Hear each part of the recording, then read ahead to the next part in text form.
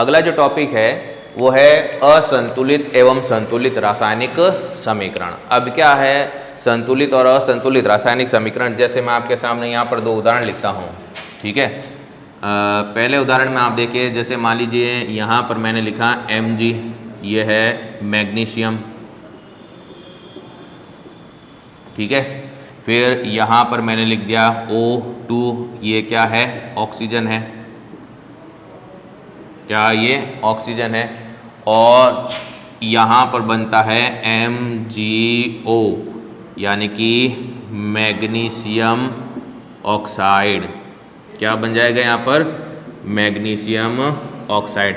अब यहाँ पर मैंने जो ये रासायनिक समीकरण लिखा ये कैसा कहलाएगा, ये कहलाएगा असंतुलित। क्यों कहलाएगा असंतुलित? ये असंतुलित इसलिए कहलाता है क्योंकि यहाँ पर मैग्नीशियम जो है संख्या में कितना है, एक है। मैग्नीशियम संख्या में आप देख रहे हो ना, यहाँ परमाणु की संख्या जो है मैग्नीशियम परमाणु की संख्या मात्र कितनी है, एक है। और ऑक्सीजन की कितनी आ रही है, दो आ रही है। और इधर आप देखोगे तो मैग्नीशियम जो है, मैग्नीशियम परमाणु की संख्या एक है और ऑक्सीजन परमाणु की संख्या जो है वो भी कितनी है, यहाँ पर एक ही है यहाँ पर एक। अब यहाँ पर आप देख सकते हो कि ये जो दोनों तरफ यानी कि अभिकारक और जो उत्पाद जो होते हैं, अगर अभिकारक और उत्पाद में जो तत्व के परमाणु की संख्या अगर समान नहीं होती है, बराबर नहीं होती है, तो ऐसे समीकरण को हम कहते हैं असंतुलित रासायनिक समीकरण।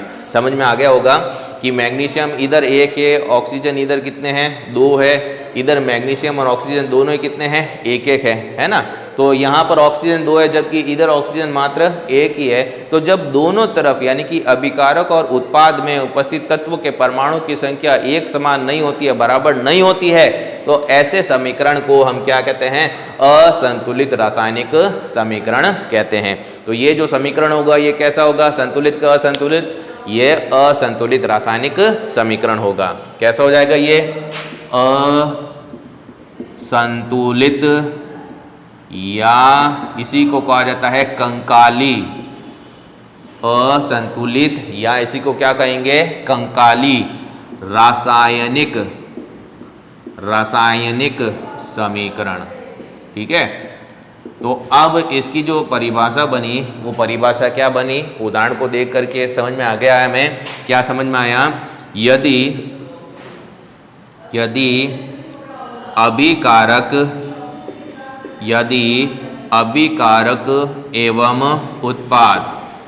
अभिकारक एवं उत्पाद दोनों में उपस्थित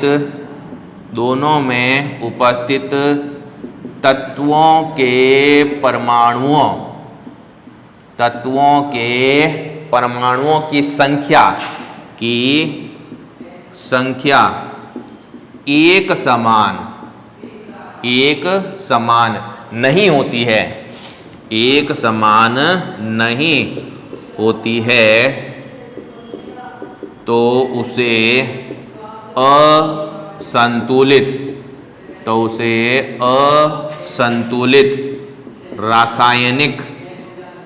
असंतुलित रासायनिक समीकरण कहते हैं, ठीक है। तो यहाँ पर असंतुलित रासायनिक समीकरण की परिभाषा समझ में आ गई। परिभाषा क्या है कि यदि अभिकारक एवं उत्पाद, ये अभिकारक है और ये क्या है, उत्पाद है। तो यदि अभिकारक एवं उत्पाद दोनों में उपस्थित तत्वों के परमाणु की संख्या एक समान नहीं होती है, तो उसे असंतुलित रासायनिक समीकरण कहते हैं। अब इसके विपरीत दूसरा हम देखें, ये तो हमने पढ़ा असंतुलित रासायनिक समीकरण के बारे में। दूसरा उदाहरण हम देखते हैं, इसी को लें Mg प्लस O2, ठीक है, और यहाँ पर लिख दिया हमने MgO। अब मैं क्या करता हूँ, इधर ऑक्सीजन जो है संख्या में कितनी है, दो है, इधर केवल एक ही है, तो इसको बैलेंस करने के लिए इसके आगे की तरफ लिख देता हूँ दो। तो जैसे ही मैं यहाँ पर दो लिखता हूँ तो दो लिखते ही क्या होता है, ऑक्सीजन है ना, तत्व के परमाणु की संख्या दो हो गई और मैग्नीशियम परमाणु की संख्या भी कितनी हो गई, दो। अब इधर ऑक्सीजन भी दो और मैग्नीशियम भी दो, लेकिन इधर ऑक्सीजन दो है, मैग्नीशियम केवल एक ही है, तो मुझे यहाँ पर संतुलित करने के लिए यहाँ पर भी आगे क्या लिखना पड़ेगा, दो लिखना पड़ेगा ना। तो मैग्नीशियम भी 2 हो गई, इधर ऑक्सीजन भी 2 हो गई। सेम यहाँ पर भी मैग्नीशियम 2 है और ऑक्सीजन कितनी है, 2 है।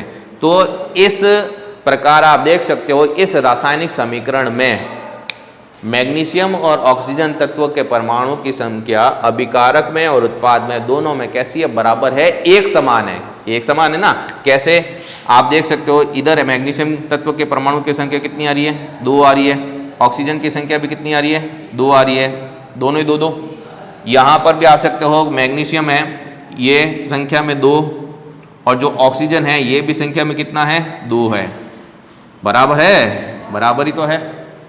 ठीक है, तो इस प्रकार आप देख सकते हो यहाँ पर कि जब अभिकारक और उत्पाद दोनों में उपस्थित तत्व के परमाणु की संख्या एक समान होती है, बराबर होती है, तो उसे कहा जाता है संतुलित रासायनिक समीकरण। तो परिभाषा यहाँ पर क्या बनेगी, यदि अभिकारक एवं उत्पाद, यदि अभिकारक एवं उत्पाद दोनों में उपस्थित तत्वों के परमाणु की संख्या, तत्वों के परमाणुओं की संख्या बराबर या एक समान, ठीक है ना, संख्या एक समान होती है, तो उसे संतुलित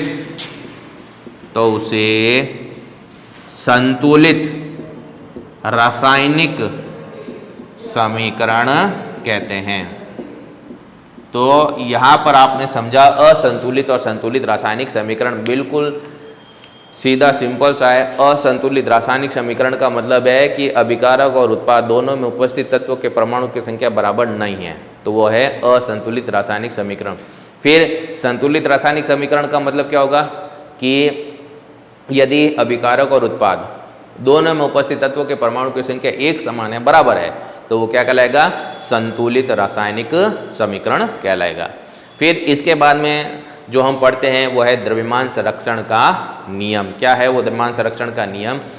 द्रव्यमान संरक्षण का नियम ये कहता है कि जो अभिकारक हैं उनमें रासायनिक परिवर्तन होते हैं और रासायनिक परिवर्तन के द्वारा बनता है उत्पाद, ठीक है। और इस रासायनिक परिवर्तन में हम क्या देखते हैं कि जो अभिकारक भाग ले रहे हैं और जो उत्पाद बनते हैं उनकी भौतिक अवस्था, उनके रासायनिक गुण और उनके रासायनिक संगठन सब बदल जाते हैं, लेकिन फिर भी उपस्थित तत्वों के परमाणु की संख्या दोनों तरफ यानी अभिकारक में और उत्पाद में एक समान पाई जाती है, तो उसे कहा जाता है द्रव्यमान संरक्षण का नियम। यानी कि द्रव्यमान में कोई परिवर्तन नहीं होता, जितना द्रव्यमान अभिकारकों का होगा उतना ही द्रव्यमान समान, ठीक है ना, किसका होता है, उत्पाद का होता है। तो वो क्या कहलाता है, द्रव्यमान संरक्षण का नियम। समझाता हूं इसे भी।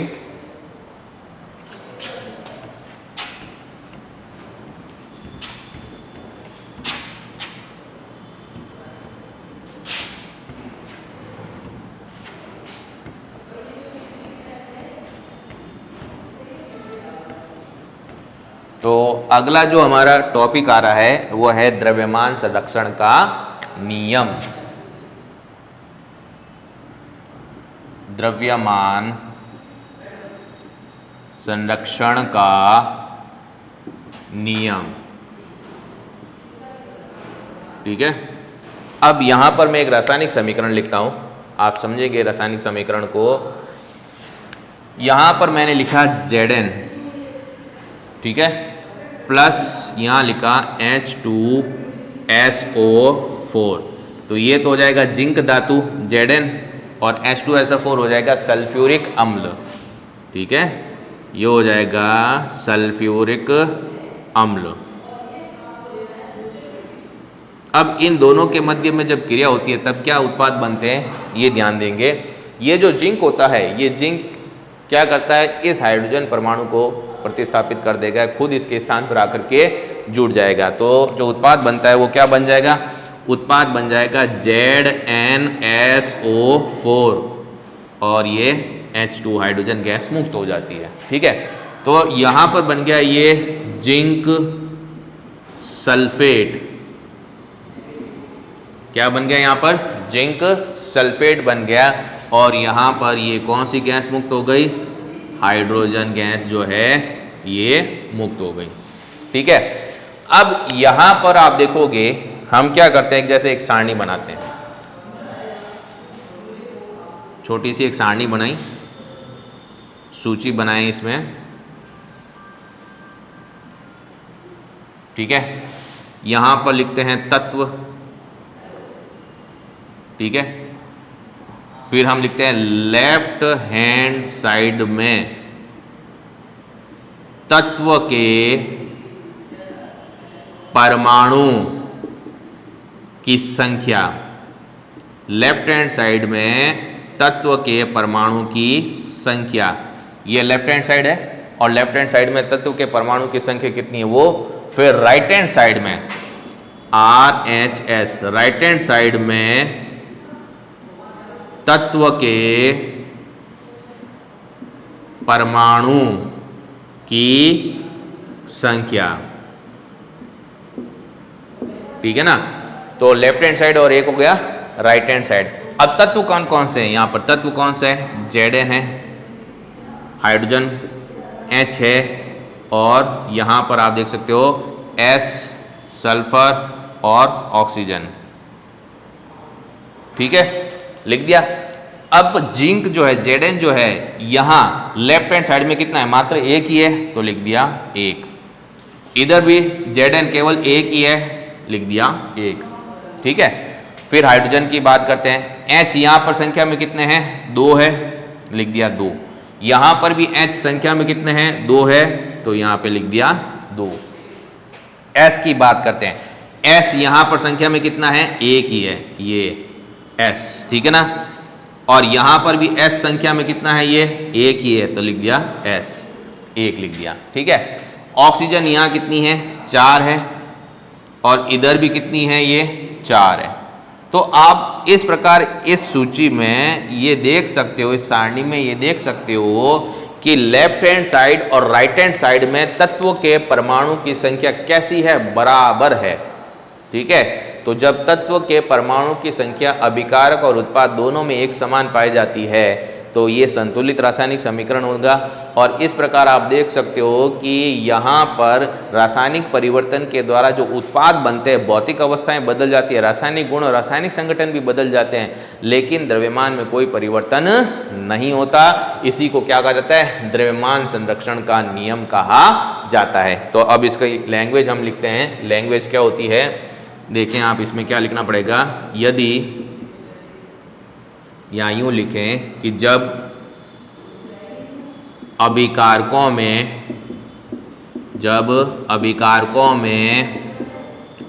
रासायनिक परिवर्तन, अभिकारकों में कौन से परिवर्तन? रासायनिक परिवर्तन से उत्पाद का निर्माण होता है। किसका निर्माण होता है? उत्पाद का निर्माण होता है। तब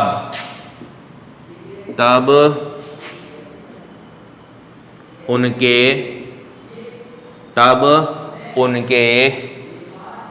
रासायनिक गुण,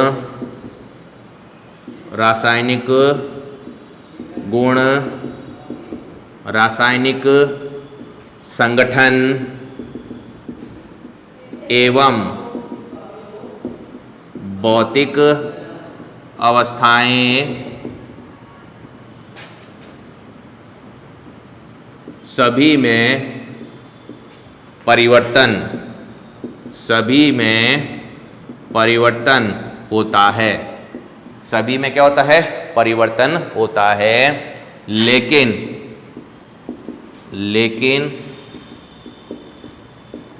अभिकारक एवं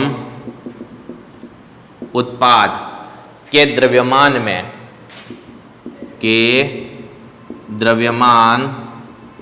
एक समान रहते हैं। इसमें कोई परिवर्तन नहीं होता है। द्रव्यमान एक समान रहते हैं, इसमें कोई परिवर्तन नहीं होता है। इसे द्रव्यमान संरक्षण का नियम कहते हैं। इसे ही हम क्या कहते हैं? द्रव्यमान संरक्षण का नियम कहते हैं। तो एक बार फिर से मैं द्रव्यमान संरक्षण का नियम आपको समझा रहा हूँ।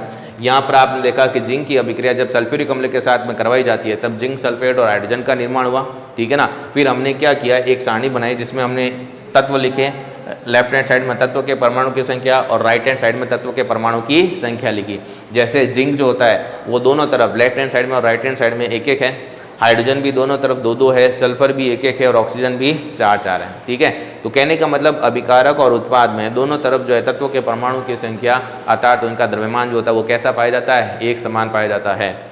तो जब द्रव्यमान एक समान रहेगा, द्रव्यमान में कोई परिवर्तन नहीं होगा, तो उसी को क्या कहा जाता है? द्रव्यमान संरक्षण का नियम। और आप हमेशा याद रखिएगा कि अभिकारकों में रासायनिक परिवर्तन के द्वारा उत्पाद का निर्माण होता है। तो जब रासायनिक परिवर्तन होता है तब उसमें हम क्या देखते हैं कि रासायनिक गुण, रासायनिक संगठन, भौतिक अवस्था है, सभी में परिवर्तन हो जाता है।